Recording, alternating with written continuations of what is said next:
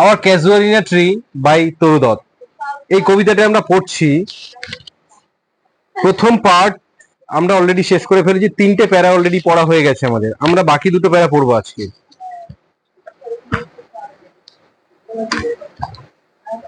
দেখ শোন, এই বাকি 2টো প্যারা আজকে আমরা পড়ছি।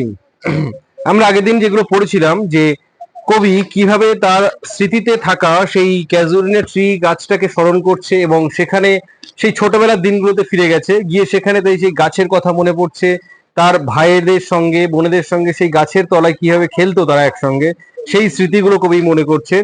এবং তারপরে আমরা কবিতাটা দেখবো। আমরা লাস্ট প্যারাতে মানে তৃতীয় প্যারাতে দেখেছি যে গাছটির এই বিশালতার জন্য, গাছটি এত বৈশিষ্ট্য থাকার জন্য কিন্তু কবির মনে গাছটি মনে নেই, কবির স্মরণে গাছটি নেই। গাছটি কবির মনে আছে, হৃদয়ে আছে। কেন?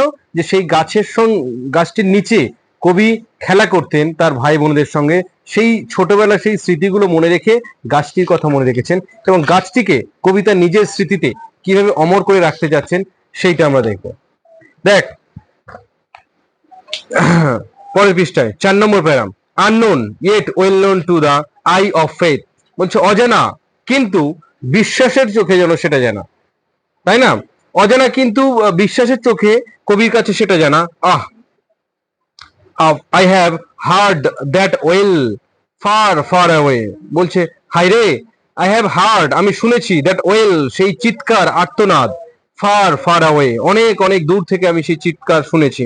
ইন ডিস্ট্যান্ট ল্যান্ডস মানে বিদেশ থেকে, অনেক দূর থেকে আমি শুনেছি। বাই মেনি আ শেল্টার্ড বে, অনেক সেই শেল্টার্ড মানে সুরক্ষিত বে, বে মানে হচ্ছে উপসাগর, উপসাগরের কাছ থেকে, সেখান থেকে আমি শুনেছি। when slumbered in his cave the water wraith, তার মানে কি? when slumbered in his cave, যখন ঘুমায় বা আচ্ছন্ন থাকে তাদের গুহাতে কে? দা ওয়াটার রেইথ। ওয়াটার রেইথ মানে কি? জলের যে দস্যু বা জলের যে দৈত্য রূপ, সেটা যখন তাদের গুহার মধ্যে আচ্ছন্ন থাকে, মানে সহজ কথায় জল যখন তার সেই দৈত্য রূপ প্রকাশ করে না, সেই সময় কি হচ্ছে? And the waves gently kissed the classic শোর, এবং সেই জলের সমুদ্রের সেই ঢেউ সেটা জেন্টলি কিসড খুব শান্তভাবে আলতোভাবে, কিসড দ্য ক্লাসিক শোর সেই সমুদ্র তটের উপরে যেন কিস করছে, চুমু খাচ্ছে।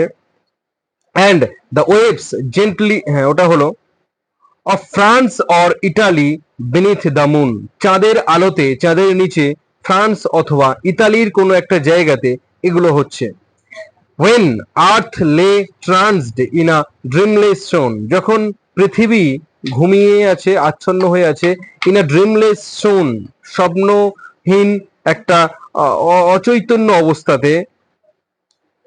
and every time the music rose before mine inner vision rose a form sublime, তাহলে কি হলো?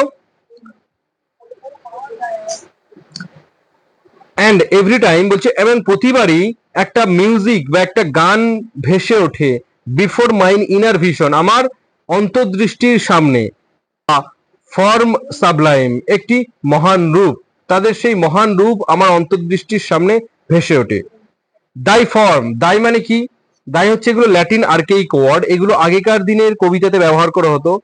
হ্যাঁ, সেটা হচ্ছে দাই মানে ইয়োর, আমরা যে এখন যেটা বলি ইয়োর, সেটা হচ্ছে দাই। দেখে নে, দাই মানে দাই, দি, এগুলো হচ্ছে ল্যাটিন আর্কেইক ওয়ার্ড, এগুলো আগেকার দিনে কবিতাতে ব্যবহার করতো, এখন আর ব্যবহার করা হয় না। দেখ তারপরে বলছে দাই ফর্ম তোমার সেই রূপ, ও ট্রি হাই রে গাছ, as in my happy prime আমার সেই ছোটবেলার সুখের বা আনন্দের সময়ে। হ্যাঁ, আই স দি আমি দেখেছি তোমাকে, দি মানে ইউ, আমি তোমাকে দেখেছি। In my own loved native clime আমার সেই নিজের স্বদেশে আমি তোমাকে দেখেছি। দেয়ারফোর সেই কারণে আই ফেইন আমি ইচ্ছা করি, আনন্দ করি, উড কনসিক্রেট আলে তোমার প্রতি একটা, লে মানে হচ্ছে লিরিক্যাল পোয়েম, একটা লিরিক্যাল পোয়েম উৎসর্গ করতে, ডেডিকেট করতে, কনসিক্রেট মানে হচ্ছে ডেডিকেট করা বা উৎসর্গ করা, সেই কারণে আমি ইচ্ছা করি তোমার প্রতি একটা কবিতা উৎসর্গ করতে। আনটু দাই অনার, তোমার সম্মানে, তোমারই সম্মানে। ট্রি, হে গাছ, বিলাভড অফ দোজ, তুমি তাদের কত প্রিয় ছিলে, কত ভালোবাসার ছিলে। কাদের ভালোবাসার ছিলে? Who now in blessed sleep for a repose, যারা এখন ইন ব্লেসড স্লিপ মানে এখন চির ঘুমে আচ্ছন্ন আছে। ফর এ রিপোজ, যারা চিরদিনের জন্য ঘুমিয়ে আছে, তাদের কাছে তুমি কত প্রিয় ছিলে, কত ভালোবাসার ছিলে। দেয়ারার দেন লাইফ টু মি, তারা আমার জীবনের থেকেও প্রিয় ছিল, আমার নিজের খুব পছন্দের ছিল।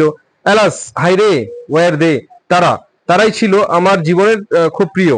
Mayst thou be numbered when my days are done with deathless tree like those in Borodal. বলছে কি যে বড়ডাল উপত্যকাতে যে গাছগুলো আছে, অমর হয়ে আছে যে গাছগুলোতে, সেই গাছগুলোর সঙ্গে যেন তোমাকে গোনা হয়। কখন?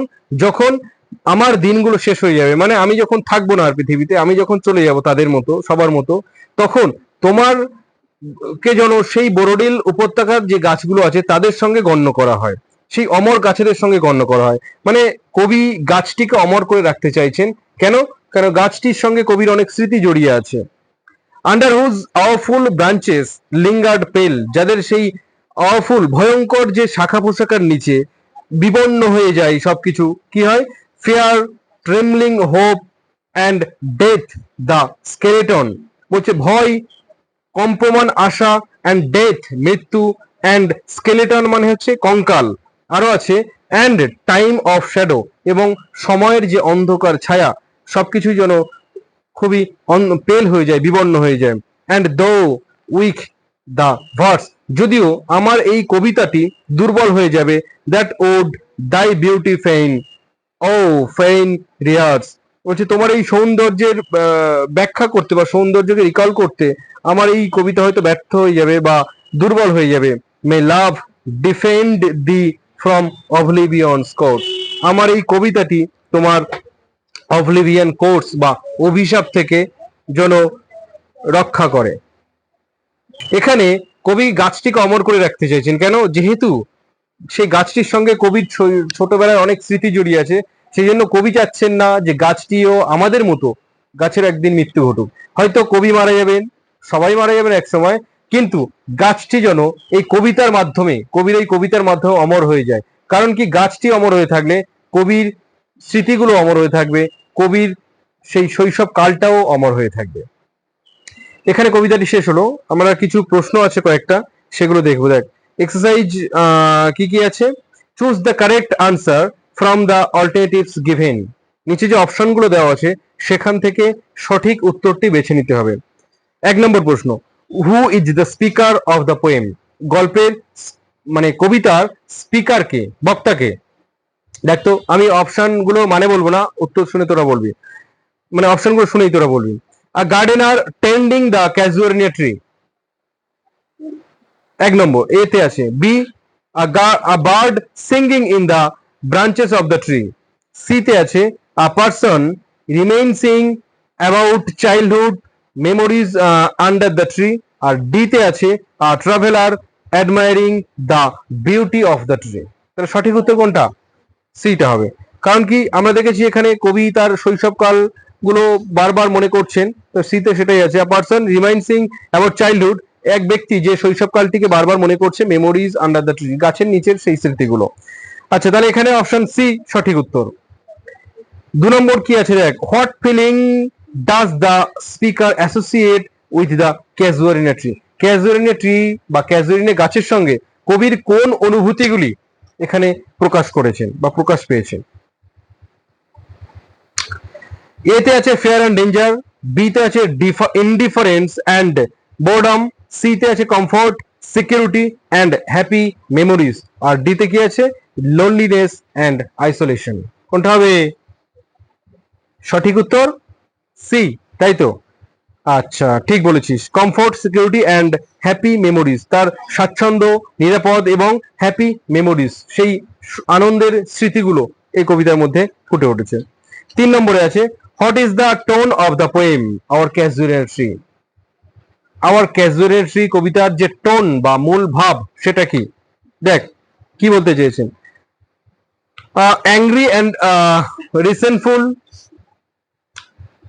2 নম্বর আছে মানে বিতে আছে সার্কাস্টিক অ্যান্ড মকিং, 3 নম্বর আছে বিটার্স উইট অ্যান্ড নস্টালজিক, আর ডিতে আছে প্লেফুল অ্যান্ড লাইট হার্টেড।